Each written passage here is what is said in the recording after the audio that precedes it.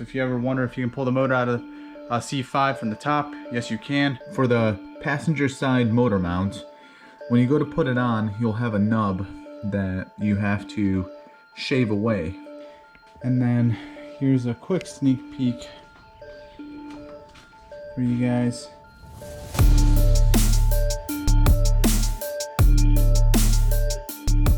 What's going on, guys? Welcome back to the channel. Today I'm going to show you guys what I'm doing to the block behind me here in an effort to build the C5 to be putting down some good horsepower, potentially some 4-digit numbers. I'll show you guys how I'm going to do that. Here we have the 6-liter iron block that's been bored, decked, all that stuff, 30 over. The crank in there, along with the rods and pistons, are the Summit Racing ProLS stroker kit. So all forged internals, should be able to support the power that I need. Got the wrist pins, got the rings. All hardware associated with the motor, ARP. So rod bolts are ARP. Got the mains, head studs, all ARP. Brent Tooley Racing lifters and trays, of course, with the LS9 multi-layer head gasket. Got the Melling 295 20 pump. Got the sprockets and a timing chain. I think it's LS2. It's going to be going in there. Got a damper. Stock mains, of course. Rod bearings, Molly. And then we got King's Racing main bearings that I'm going to be installing in here. Of course, everything was thread chased already. And then, of course, you guys know whenever I do a project of somewhat of a large magnitude, I typically buy a tool to reward myself. So this tool here is the one that I decided to buy for this motor build. This tool is used to hold the flywheel in place as you're tightening the other side of the crank, which is like the damper side or whatever. Usually I have somebody on the other side, that somebody being, you know, somebody who lives here, hold it. Sometimes they're not available, so I struggle a little bit because I do work alone. Here, shouldn't have that problem anymore. It was a fairly cheap buy. I think it was like 10 bucks or 15 bucks or whatever, so I'm going to give it a try, see how it works. To get things started, of course, after I got the block machined, it sat for, I don't know, probably a year, 2 years, 3 years maybe. So I went ahead, cleaned it up, oiled it down so, you know, it doesn't start rusting. Sat it. I'm going to flip it over. First thing I'm going to do is I'm going to start checking bearing clearances, make sure everything is good. The cam bearings have already been replaced. Those are all new. So this should go fairly simple. I'm not going to go into too much detail of this build. I did this before on the other motor that I built, and I'm sure there's thousands of videos that do a much better job explaining how to build a motor than I do. But I am going to just document this just so you guys can see what it takes to make the power that I am hopefully eventually going to make, and you can maybe duplicate that at home as well. So let's get started. Here's so far I got with the block. Got the crank in nice and smooth. Those King's Racing bearings are phenomenal.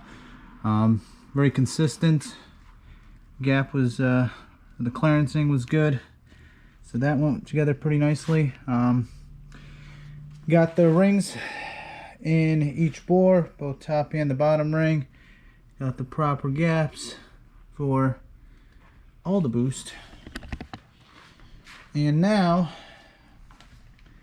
I'm going to be doing the weighing of all the pistons, rods, wrist pins, putting them together and doing like a pseudo somewhat balancing based on weight distributed across the block, just so it's not too far off. I've done this in the past. Again, just a rod piston combo, worked out pretty good, held together pretty good. So I'm gonna go ahead and do that again and see how it works. Finally, I finished putting together the short block, got the rotating assembly in. I actually forgot how long it typically takes to do that. It's taken me forever, feels like, to grind down the piston rings and get everything clearanced out, torqued to spec. But check this out. This is what the block looks like right now. Nice, shiny and pretty. Ooh. Let's watch it. Whenever I put a block together, I always run it like that for a little bit, and then of course go from this side here. Check this out. All ERP hardware, of course. Everything is torqued down. Next, we're gonna start taking this bad boy apart here. I need the cam, springs, and push rods out of this thing, and then turn that back to stock, and then we'll figure out what we're gonna do with that block. I ended up getting the hood off of the car in an effort to start removing the stuff out of the engine bay to get the motor rib to be ready to pull. I was going to start working on getting the drivetrain out. Then I realized I'm just going to take up a bunch of space without having any space to work with. I did get my exhaust off. Here's that bad boy. I'll be most likely selling it. Under the car is fairly empty, and we're back up front. This thing's dirty. I ended up washing it right before I pulled it in and didn't get everything, I guess. But this is the setup that's been making just over 650. It's the Vortec T-Trim V3. This is the self-contained unit. And if you guys don't know, one of the issues with this unit, or I guess it's a pro and a con. The pro with this unit is you don't have to supply oil to it, and you don't have to have a return line. It's a self-contained unit. Basically has a set amount of oil. You have a drain line that's down here. I don't know where it's at. I don't know. Oh, here it is. This is the drain line. You basically drain all the oil out of it, and then you fill it through one of these. Forgot which one. But you fill it a certain amount, and then you change it every 1,000 miles or 3,000 miles or something like that. But the downside to it is it's got an oil slinger inside of it. So the self-contained unit, you can't spin as much. So if you are going to go like a max effort type deal and you don't want to go with the YSI, go with the V1 or 2, whichever one is not the self-contained unit, and it's got the heavy duty bearings, because you'll be able to spin it to 55,000. This one can only go to 52,000 RPMs. So for what I'm looking for, this is not going to cut it. The YSI unit was going to, but then that's a whole nother ordeal with getting a 8 rib drive with a secondary drive and all sorts of, I don't know, things. And this barely cleared the hood, and then the YSI I think is a little bit bigger, so I didn't want to deal with that, so we're gonna go with a different setup. But this is what it looks like if you are looking for this setup. Should be able to make somewhere between 750 780-ish max effort type deal. If you're looking to stay around that horsepower, it's a perfect supercharger to get. Anyway, I'm gonna go start taking this guy off, taking all this stuff off. For the build that I'm doing here, I will end up using the front mount intercooler, and then this in-feed pipe. Jeez, this seems like, maybe it's not loose. Okay, whatever, it's flexing. But gonna take all this stuff off and then return it back to stock drive, and then I'm gonna show you guys what I'm gonna do with this car here. Here is a quick update of how far along I've got. I took off basically everything in the engine bay to the point where I'm almost ready to pull the motor. I'm really hoping I don't have to move the steering rack. I've done it before, and it's I don't like doing it. So what I'm going to try doing now is I am going to get under the car, get the lower carriage or rear carriage cradle, whatever we call it, dropped, and then I'm hoping to be able to move or disconnect the torque tube from the motor, and then basically take the motor. I'll probably have to remove the bell from the back, but take the motor and tilt it back a little bit and then bring it back up. If I can do that, that will be sweet. That'll get the motor out. And then this guy will be going in here very, very shortly. And then here's a quick sneak peek for you guys, just so you get a little taste of what else is going to be going on with the car. So here is the entire thing taken apart. Really the only thing holding the block in is a jack stand on the bottom. I got this engine mount here, that engine mount over there, and as I lift the block up, I'm going to angle it, pull it out a little bit just so it can clear the steering rack, or at least I'm hoping. And then I got to disconnect the air conditioning compressor. I can't get to the bolts from the bottom.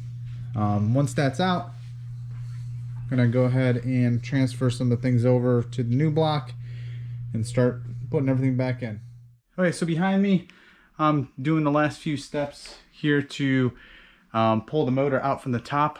So if you ever wonder if you can pull the motor out of C5 from the top, yes you can. I know most people prefer to go the other way. I did it this way. It's somewhat straightforward with a little bit of complications. First thing to watch out for is this contacting your front bumper. Hence why I have this box here. I had it protecting my front bumper so this doesn't run into it as you start yanking the motor out. If you haven't seen my other videos, well, actually I don't think I've ever showed this, but I ended up making this extension here for my cherry picker, simply because you have to get in there further than what the boom allows it for. Obviously I don't abuse it and try to lift up, you know, a ton that far out, but it'll pick up this motor. I mean, it's a couple 100 pounds, not a big deal. I want to show you guys this. Couple of things. If you're used to working on LSs, this is basically all the same stuff that you see, all the same connection points. Majority of the grounds are the same, basically the same sensors. A couple of things to note. There's going to be a couple of mounting points for wire harnesses. So one of them is on the head here on the passenger side back here. Another one is where your flywheel cover is back here, this bell housing. There's a bolt that goes here, and that guy down there, that bolt right there, that's the harness that's attached to this. And it's somewhat inconspicuous. You kind of can't see it till you start yanking, and you just got to be careful. The other part that makes this a little bit more harder is if you're trying to keep your AC and not open it up to get the air conditioning or the compressor out with the motor. Makes it a little more difficult. And then probably the most difficult part about this is dealing with this Batwing oil pan. This thing basically gets caught on everything from your engine mounts to the AC compressor. If you have your power steering rack or power steering pump and assembly kind of set off to the side like I did, so you don't have to, you know, take everything apart. I mean, as you can see here, it gets caught on everything. So luckily I won't be dealing with this anymore. I'm going with the LS3 pan, but this might be something that'll help you guys out when you go to do this on your car. Oh, and then of course on this side you have these holders as well for the wiring harness, so you don't tear it out. But this is it. I'm gonna go ahead, take it out, set it down on the ground, and then start pulling parts off of it. Alright, so I finally got the camshaft out of the old block. Here it is, and it'll be going into the new block. Now the camshaft that I ran in my LS1, which I went over this, but it is the TSB 228 232 600 lift at 112 LSA. From what I've gathered with this cam, fairly streetable. Doesn't give you too many issues with tuning. You know, it's not ridiculously, you know, choppy or very hard on daily driving, but it puts out some good power. So hoping this will do well with this block. And of course, if not, we can always take it back out and put a different cam in. But to make things a little more simple, I'm going to go ahead and reuse this cam in here. So I'm going to go ahead and put that in. And the next is lifters. With the camshaft installed, the very next thing that we're going to focus on are the lifters. Now I got the BTR LS7 lifters, and when you open this box up, you'll get a set of instructions here, and effectively what they're asking you to do is check to make sure the lifters are not damaged, which I'm going to go ahead and do, right? And then after that, go ahead and wash them in solvent tank, mineral spirits, whatever, just to remove this grease that they put on there. And then after that, check to make sure the rollers have no binding or any of that, and then just soak them in oil to help with lubrication. Once that's done, toss them in. So I'm going to go ahead and do that now, and then that'll basically complete what we can do as far as internals of the motor. Got to work on the oil pan next. Once I got the oil pan situation taken care of, then I'll focus on the sprockets, getting that squared away, along with the oil pump, and then of course the covers and the motor, the short block should I say, is ready to go back into the car, and then I'll throw the heads on after the block is in the car. Now I don't know if I covered this earlier in any of my videos, but I am actually going to be going with a LS3 pan instead of the Batwing pan, for more than one reason. But ultimately what I found out was when I put the windage tray on there, it needed some clearancing. So if you see these little holes here, that's me actually using a Dremel tool and basically clearancing it, as the bolts of the rods would scrape against that, and it also scraped on a couple of the areas here. So basically what I did was put it on, tighten everything down, check where it scraped, took it off, drummed it down, put it back on, moved it around, moved it all the way that way, tightened it, spun the motor, moved it this way, spun the motor, and then just basically figured out where to clearance it. So with that finished, I got the pickup tube in. I actually am reusing my old milling pump from the LS1. I have a new one over here, but no need for that right now. So I got the sprocket on, LS2 chain, which this stuff is new, which I could have just used from LS1, but it doesn't really matter because I'm going to end up building both of the motors anyway. But got all this stuff done, and gonna get the oil pan on, gotta get the front cover, rear cover, and that will complete the motor before it goes in. I have yet to take apart this motor, or the back side of this motor, and get the clutch off with the flywheel and the back back cover. Gotta clean all that up. Hopefully that doesn't take too long. As soon as that's done, this is going right back into the car, and that will get me rolling with the engine being done, and then I can start working on the actual headers, exhaust, and then the oiling system for the forced induction that I'll have.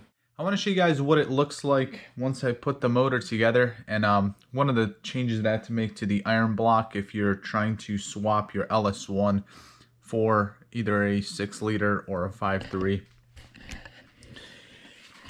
So the biggest thing, by the way, I ended up hitting this block with some paint. I don't typically try to spice up the motors I drop in, but I figured while I'm here I'll go ahead and do that. Hopefully it looks decent. Anyway, so the biggest thing that I had to change is for the passenger side motor mount, when you go to put it on, you'll have a nub that you have to shave away.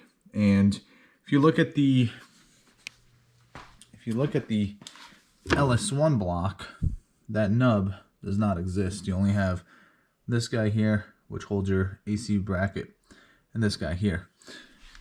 But here,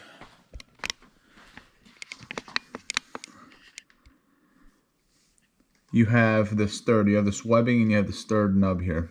So if you line up your